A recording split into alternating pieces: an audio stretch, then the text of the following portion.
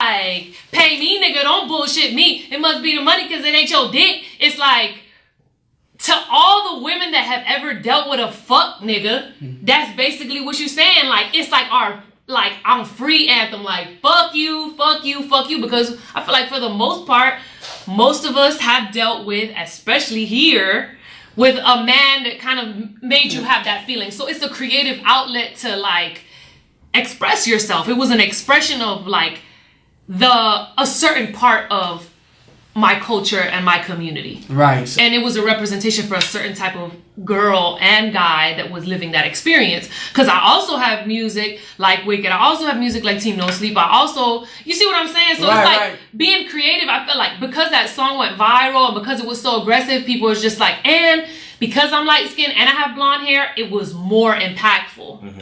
Absolutely. But I know a whole bunch of girls that would have sang it and you wouldn't have cared.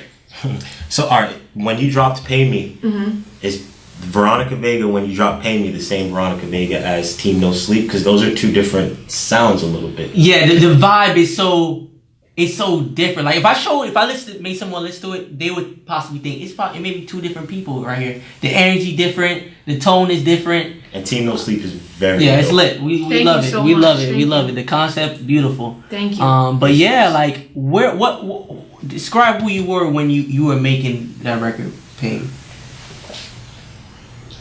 I was who I've always been. I think that people go through different things in life, and where you are one day is not where you are the next. 100.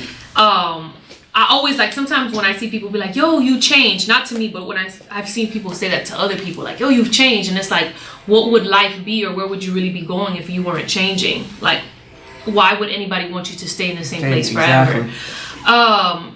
But I mean, I was in a time where it was just like, you know, in a bad men place. Right.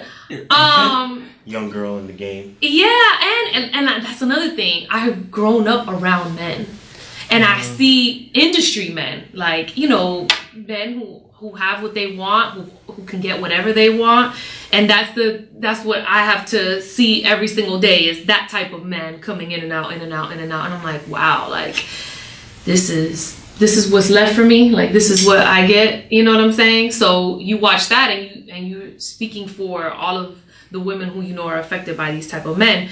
But Team No Sleep is still the same girl. Is just because you're a girl who has been fucked over by a man doesn't mean that you're a girl who has never had the feeling of engaging with someone or never wanting to let them go, or because that same man who you probably said fuck you to, at some point you felt Team No Sleep with. So it's not a different person, it's just a different mood. You know, you could have sang Pay Me to him and been back to Team No Sleep again. I know people that just be going in and out, in and out, in and out. So I hate to limit myself to one thing, because I feel like as my generation and the generations younger than I am, there is no limitations. There is no, like, box anymore. It's kind of like, how do you feel? If this is how you feel, this is how you express yourself.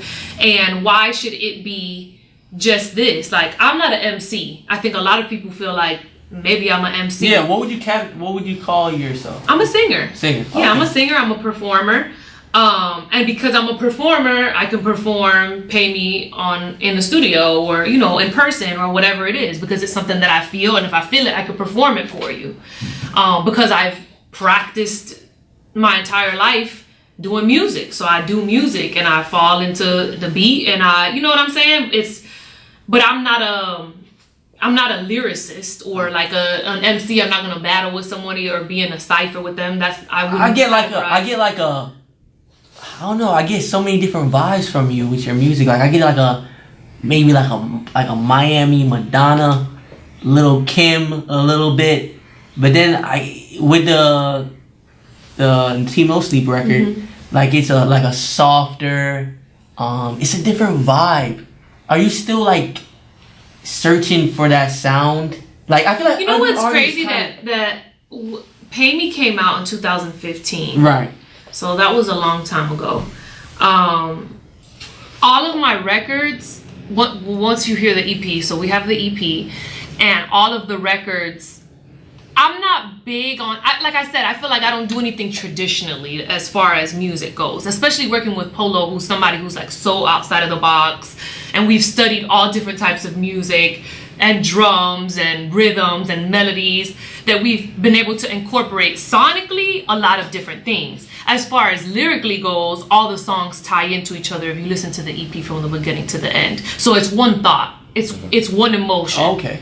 So you may listen to something that sounds a little bit different here and sounds a little bit different there musically, but as far as a feeling and like an episode of your life, my EP, I Am Miami, is an episode of Veronica Vega's life, and Team No Sleep and Pay Me make sense within that EP. So it's definitely a level of cohesion. Yeah. Okay, because I like all the But records. I think we're so used to, are you a reggae artist? Are you a hip hop artist? Are you an R&B artist? Are you a pop artist? And for years and years and years, we've put people into categories of what they are. And my EP is a combination of all of those things. It's hip hop, it's Latin, it has dance hall in it, it has rap in it, it has R&B in it, and then I feel like ultimately when all of these things come together and people really like it, you become a pop artist, and it's just like, okay, you just a pop artist. Right. You know, once it becomes commercial, then it's like, oh, that's a pop song. You know? Right. So, like, even when you listen to, like, for example, Work from Rihanna, eventually you just like, okay, that's a pop song. You don't be like, dang, that's some like Caribbean. If it never crosses over, then you're like, you'll be like, it's a Caribbean record. Absolutely. But once it crosses over, you're like, it's a pop song. You see what I'm saying? Yeah, like, we are exactly what super you're saying. biased, like in music, and we love to put people in categories. And that's another thing that happened with the love and hip hop shit, is that if you can't fit into a box, and I don't know where to place you, and I'm confused, like I have to be able to put you in a box, because if not, I'm confused. I hate that shit. So it's even with race or ethnicity, or like, how can you be black if you're Cuban? Or how can you be white if you're black? Or how can you like, how do you know what I'm saying? Like, I seen that people had some questions when you said it on the Love and Hip Hop reunion. Exactly. Well, I was answering that question in the context of what was answered or what was asked of me. So I answered it within the context of the conversation, because I also felt like they played you. they was doing the most. So I was like, all right, cool. Y'all gonna do the most? All right, cool. And I hate bullshit. Like, I hate like when you go around and around. Like, that's one of the things that I hate. Like, just be direct. Like, what's up? Right. And you think I'm too light skinned to be here? That's what's up. That's what you said? You know what I'm saying? No, but you. Like, sometimes, and this is one thing I hate about myself, I go back and forth of whether or not, because people always, when I do go ham and when I do go crazy, people are like, oh my God, she's uncontrollable. You know what I'm saying? Like, nobody can control her. But then I'm like, so when I feel like I'm being targeted or offended because you have said so many things about my character or whatever, then I'm like, dang, maybe I shouldn't say nothing. Maybe I should just watch myself, because, like, maybe I was too aggressive last time, which is some bullshit. Sometimes I just feel like I should just go ham on people all fucking day and you fucking hate me, because it's just like, I can't believe, like, once you give somebody a little fucking leeway, they just go in there and just take all your shit. I see what you mean. It's like letting a fucking robber in your fucking house and be like, oh yeah, he robbed other people, but he ain't gonna rob me. So you be like, oh, okay, cool, blah, blah, blah. Once he sees you soft, you got a little soft spot, boom, Man. we done took all your shit when you're not there. And that's what be happening to me sometimes, and that's why I'm also so aggressive in certain situations, because you're not about to fucking play me. People just take any fucking, like, little leeway that they can to fucking knock you over. Right, and to keep it 100 with you, like, I get where you're coming from, like, 1,000%, and it leads me to ask you, like, you think you, like, too real for this reality TV shit? Like, like, how you are. You know what? I hate that word, too, like, the real word. Because I feel like people just... I know, but do you get what I mean, though? No, I think I'm too honest. I think I'm too honest. I feel that I'm going to say the truth, and the truth is not... People don't like the truth. The truth is painful. Right. The truth is painful. And people don't... We don't live for the truth. That's not what we live for, unfortunately. We don't like the truth. Nobody likes the truth. It's like you talking to a girl and she fucked 20 million niggas and you really like her, like somehow you delete that when you really like her. With that being But that's not the truth about your girl.